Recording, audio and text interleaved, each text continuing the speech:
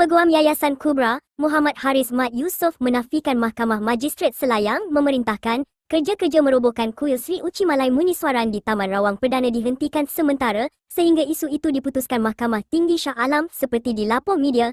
Beliau menegaskan, berdasarkan prosiding yang berlangsung pada Jumaat, Mahkamah berpuas hati bahawa terdapat aduan berkaitan pertikaian harta ta'alih di Rawang serta kewujudan sebuah kuil di lokasi berkenaan sejak 1995. Manakala pemilik berdaftar memperoleh tanah itu sekitar tahun 2021.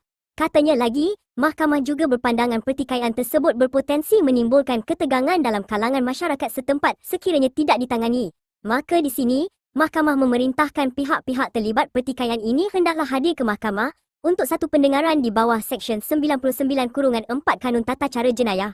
Pihak-pihak hendaklah falkan dan serahkan kenyataan bertulis berkenaan pemilikan actual possession berkaitan tanah tersebut akan dijalankan terhad kepada isu hanya berkaitan actual possession iaitu milik sebenar sahaja. Mahkamah tidak akan menyentuh isu hak milik atau hak undang-undang berkenaan tanah tersebut. Saya hairan bagaimana media melaporkan Mahkamah Majistret Selayang mengeluarkan arahan kerja roboh kuil di Rawang dihenti sementara. Apatah lagi terma perintah memerintahkan kerja-kerja merobohkan kuil Sri Uchi Malai Muniswaran di Taman Rawang Perdana dihentikan sementara sehingga isu itu diputuskan oleh Mahkamah Tinggi Shah Alam.